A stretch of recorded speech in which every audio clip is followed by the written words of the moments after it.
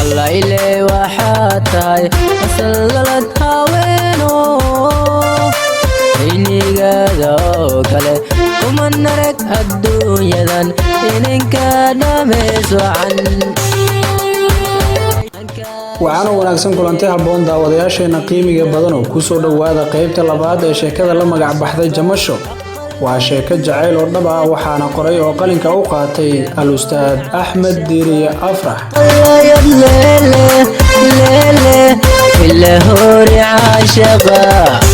qaybta koobaad ee sheekadan waxay noo mareysay Cabdirashiid oo iska daayay dhageysiga idaacadaha maxalliga oo mar walba ka maqlo warbixino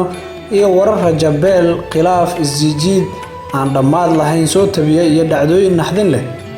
oo wax rajo ku abuuraya uusan marna ka maqal Cabdirashiid maadaama nin aqoon leh uu ahaa waxa uu iska joojiyay dhageysiga idaacadaha maxalliga ah qaybta labaad ee sheekadan waxay ku bilaabanaysaa sida tan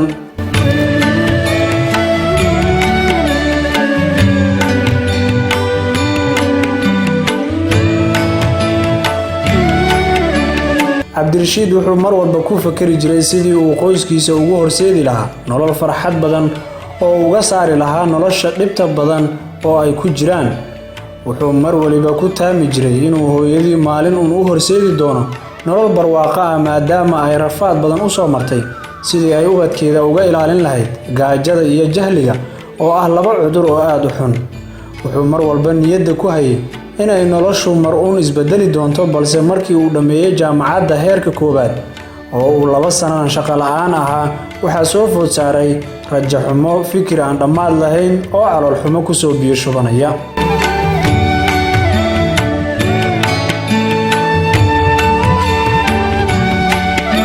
dhanka kale Cabdirashiid inkasta uu ahaa wiil uu Ilaahay ku manaysay qurux iyo isteel intaba haddana muddadii uu waxbarashada ku jiray weligii iskuma mashquulin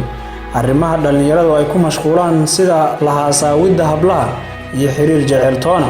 maxaa yeelay wuxuu u arkay waqti dhumis iyo haahu walow ay jireen gabdho badan oo kuwa xaafadda iyo kuwii ay iskuulka isla dhigan jireen oo aad u xiiseynayay wiilkan jalaqsan haddana wuxuu ahaa wiil aan hadalka la sii qaadqaadin gabar kasta uu ka dareemo damac ama hadallo dabacsan oo soo jiidasho leh maxaa yeelay wuxuu lahaa hadaf dhanka nolosha oo uu doonayo inuu naftiisa tan qoyskiisa iyo waliba tan wadankiisa ku hormariyo dhowr jeer wuxuu ku hamiyay inuu iska tahriibo haddana maadaama uu ahaa wiil aqoon leh wuxuu dareemay khatarta ay leedahay tahriibta iyo in uusan bahaysan ama aysan bajirin lacag uu xitaa ku tahriibo subaxdii marka ay walaashii Leila quraacda u keento wuxuu ku dul fakari jiray quraacda in cabaar ah isaga oo u arkay inay ceeb ku tahay in uu cunto ka sugo hooyadii oo muddo dhowr iyo 10 sano ka badan suuqa qoraxda u fadhisay si ay maalin ugu nasato ilmaheeda oo Cabdirashiidna curudku u ahaa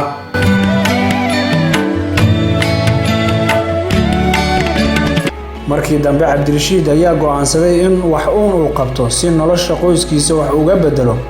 waxaana uu bilaabay raadinta hawl kasta oo uu arki karo inuu ka sameyn karo dakhli ha yaraado ama ha badnaado intii uu subax walba ka soo toosi lahaa guriga oo uu habeenkiina u hooyan lahaa isagoo aan waxba ku soo kordhin Cabdirashiid wuxuu aaminsanaa in haddii uu waayay shaqadii uu qalmay inuu qabto hawl kasta oo uu arkay inay wax uun ka bedeli doonto noloshiisa iyo tan qoyskiisa Cabdirashiid wuxuu bilaabay inuu meel wadada agteeda ah oo mashquul badan ku iibiyo cabitaan maadaama uu ahaa wiil wax bartay oo ay danto runta u sheegtay wuxuu keenay fikrado cusub oo markaasi wax kaga sameynaya qudradda ka soo baxda wadanka kolba waxa uu isku dardarayay qudrado kala cayn ah taa oo uu ka raadinayay dhadhan aad u macaan dadkana soo jiidasho u sameynaysa Cabdirashiid wuxuu meel iska dhigay fikradii ahayd adigoo wax bartay miyaad cabitaan qasaysaa wuxuu kaloo meel iska dhigay fikradda ah haddii ardadii aad isku fasalka ahaydeen ku arkaan adigoo cabitaan wadada agteeda ku iibinaya maxaa dhici kara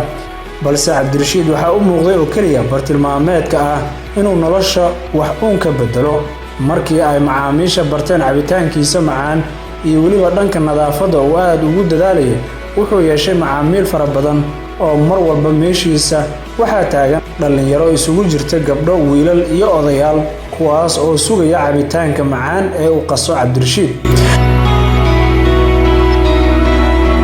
cabdirashiid waxa uu dareemay farxad maadaama uu habeenkii xilliga uu ku hoyanayo guriga uu wato lacag uu ku qanacsan yahay oo maalinba maalinta ka dambaysa dakhligiisa waa uu sii kordhayay. wuxuu sii kobciyay ganacsigiisii yaraa wuxuuna ku soo daray cunooyin fudfud sida saambuuska, burka, bajiyaha iyo waxyaabo kale oo uu ku ballaariyay sandaqadii uu cabitaanka ku iibin jiray. daawadayaasheena qiimiga badano waxaan intaa ku soo afmeerayaa qaybta labaad ee sheekada la magac baxday Jamasho. waa sheeko jacayl oo dhab ah waxaana qoray oo qalinka u qaatay al-ustaad Axmed Diiriye Afrax.